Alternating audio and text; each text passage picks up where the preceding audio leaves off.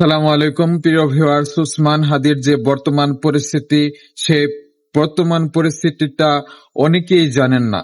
কি হয়েছে তার সঙ্গে, আর বর্তমানে কি হতে চলছে, সে কি আশঙ্কা মুক্ত, এর বিস্তারিত থাকছে এই ভিডিওতে।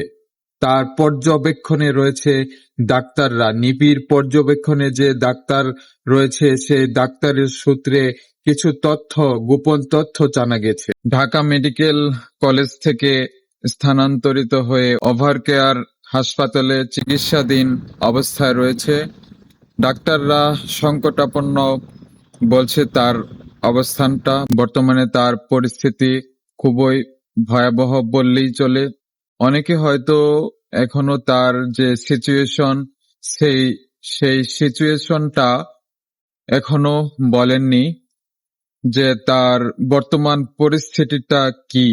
বর্তমান পরিস্থিতি হচ্ছে তার মাথার যে ব্রেন, মগজ, সেই মগজে আটকে থাকা গুলি, সেই গুলিটা উদ্ধার করা হয়েছে এবং তাকে পর্যবেক্ষণে রাখা হয়েছে।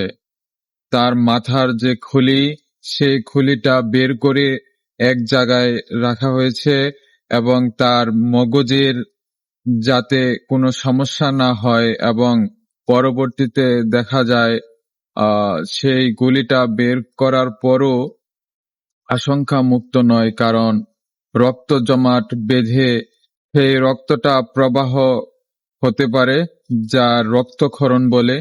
সেই রক্তক্ষরণ যাতে না হয়, সেই ব্যাপারেই চিন্তিত রয়েছেন ডাক্তাররা। তার যে পর্যবেক্ষণের যে ডাক্তার, সেই ডাক্তারের যে সূত্র, সেই সূত্র থেকেই এই তথ্যটা জানা গিয়েছে।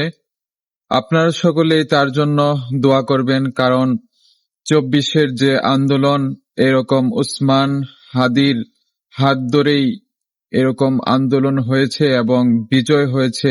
বাংলাদেশের দ্বিতীয় স্বাধীনতা অর্জন করেছে আমাদের এই বাংলাদেশ। শুধুই উসমান হাদি নয়, উসমান হাদির মতো আরো অনেক উসমান হাদি রয়েছে আমাদের এই বাংলাদেশে।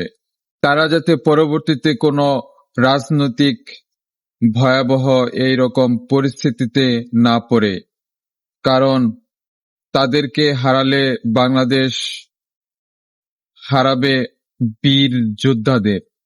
এরকম জুলাই যোদ্ধাদের প্রয়োজন প্রতিটি ক্ষেত্রে। দুর্নীতি, অন্যায়, লুটপাট এগুলি বন্ধ করতে হলে স্থান পেতে হবে তাদেরকেই। এরকম নেতা আর কয়জনে হয়? 10 জন থেকে 1 জন উঠে আসে। কিন্তু আমরা যদি তাদেরকে মূল্যায়নই না করতে পারি, তাদের পাশে না দাঁড়াই, তাহলে তারা নিশ্চিহ্ন হয়ে যাবে। নিশ্চিহ্ন হলে আমাদের এই দেশও একসময় পরাধীনতার অধীনে চলে যেতে পারে। খেয়াল রাখি যাতে উসমান হাদির মতো যারা এরকম 24-এর গণ আন্দোলনে অংশগ্রহণ করেছে, যেরকম ভিপি নূর সহ অনেকেই বর্তমানে আশঙ্কা মুক্ত নয়। রাজনৈতিক থাবায় তারা, আগ্রাসনে তারা ভয়াবহ দিন পার করছে। আসুন সকলে এদিকে সচেষ্ট রাখি এবং কোনো অনৈতিক কর্মকাণ্ড এবং সন্ত্রাসী কর্মকাণ্ড আশেপাশে ঘটলে আমরা প্রশাসনকে সাহায্য করি তথ্য দিয়ে। ধন্যবাদ সকলকে। দেশের মানুষ হোক সুখী, সমৃদ্ধশীল, এটাই প্রত্যাশা।